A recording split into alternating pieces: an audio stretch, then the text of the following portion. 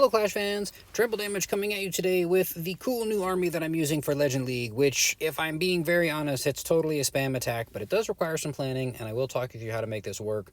I'm currently running 9 Witches and 9 Ice Golems with 8 Bowlers and 3 Sneaky Goblins. Now, Bowlers did get a bit of a buff in this last update, so that's actually why I was interested in testing them out.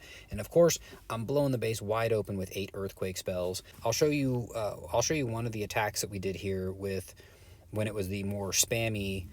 It's still spammy, but we'll show you the 8 Ice Golems, 10 Witches, 10 Bowlers army.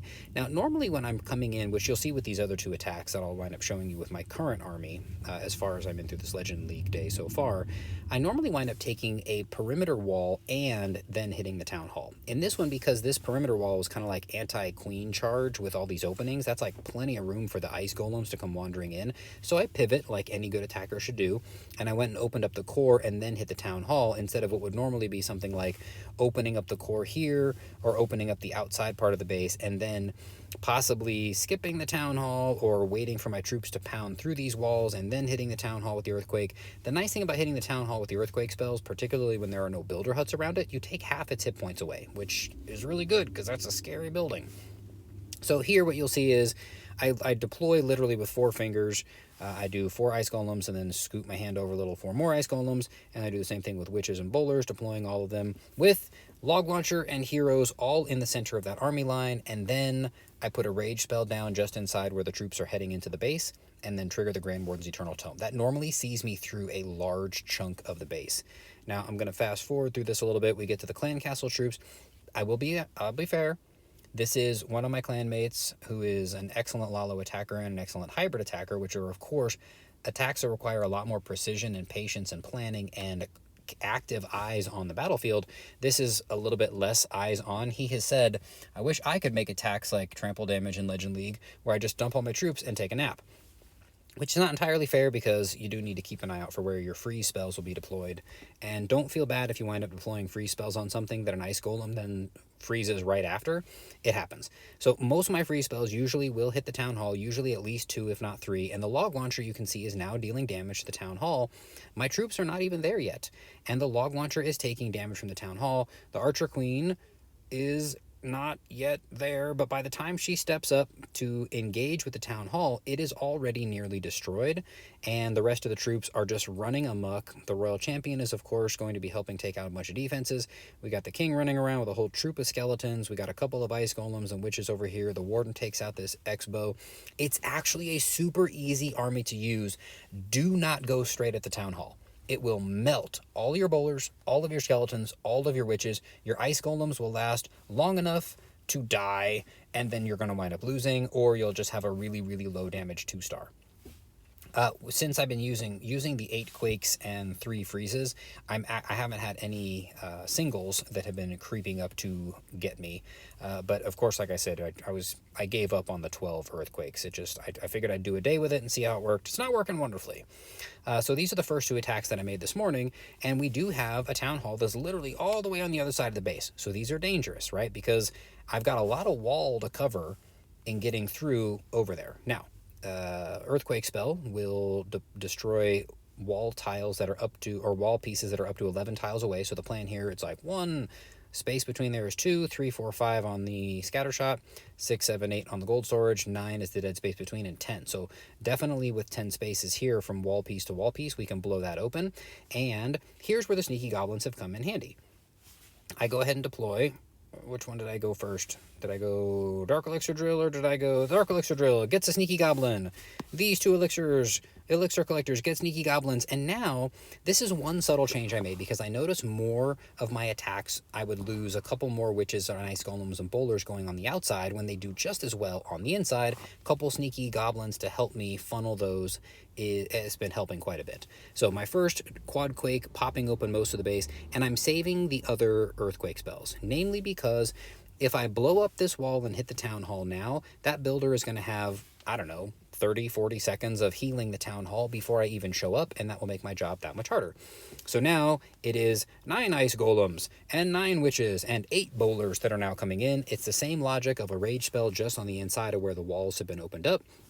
And you can see I actually did down here, I put an ice golem on the outside to distract some of these defenses while the rest of my troops would come in and shoot at the eagle artillery with one skeleton or one witch behind them. And you can see I don't lose very many troops to the outside.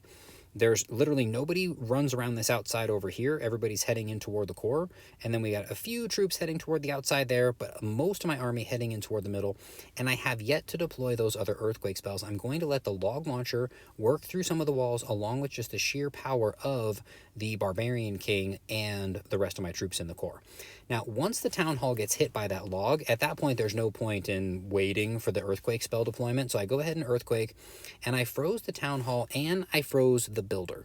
Oh no, the builder's over here. Maybe he fixes that up and then I freeze him. I don't know.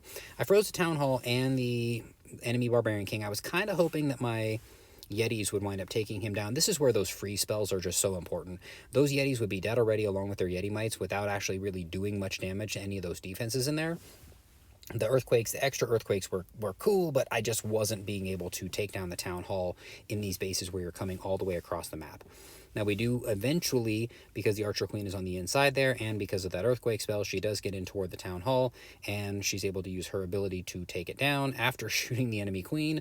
And then, of course, foregone conclusion, we do pick up the 3rd star, even though the Archer Queen dies in the town hall poison bomb. But it was kind of a beautiful attack. And then I shared the replay saying, hey, look, I got another one to start the day, because I had been getting some in some friendly challenges. And then I went right back in to do it again, and I'm telling you, it's really easy to use, and it's a pretty strong attack. So we've got town hall all the way on the other side of the base. Do not come at the town hall. Now this one I was a little disappointed that there was nothing for my sneaky goblins to help with funneling, so what I decided though is because this was the little archer tower that doesn't shoot very far, I would deploy a witch and a bowler to help create a little bit of a funnel just to try and path my troops a little more. And hurry up, witch, where are you? I was still thinking at this moment. There she is, witch. And I had this other great idea. I was like, hey, I'm going to just go ahead and put all 3 of my sneaky goblins here to take out this gold storage, and it will limit the amount of pushing down that some of the other troops might wind up doing later. And so I went ahead and put all 3 of my sneaky goblins, and they died to a giant bomb. So much for funneling on that side of the base.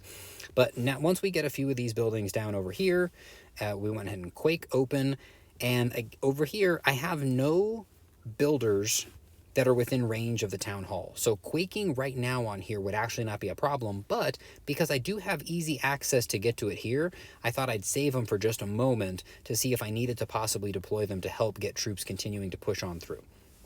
We go ahead and spam all of those ice golems, all those bowlers, all those witches, and the heroes with the log launcher, rage spell just inside the wall, triggering the Eternal Tome from the Grand Warden, lots of stuff being damaged. At this point, I felt very confident that everybody was going to make it to the Town Hall, so I went ahead and busted open those walls, took half the hit points off the Town Hall, and the log launcher nearly got to get to the Town Hall. I thought the log launcher was going to take out the clan castle before any of the balloons that were in there came out, but alas, we get a bunch of balloons in. The poison spell obviously helps with those. 3 free spells. Now, because there are multi-target towers around the Town Hall, I figured I would appropriately save it to get not just the town hall but one of those inferno towers, and then switch to the other side once that other inferno tower was about to go down to the ice golem, and we wound up pulling off yet another triple.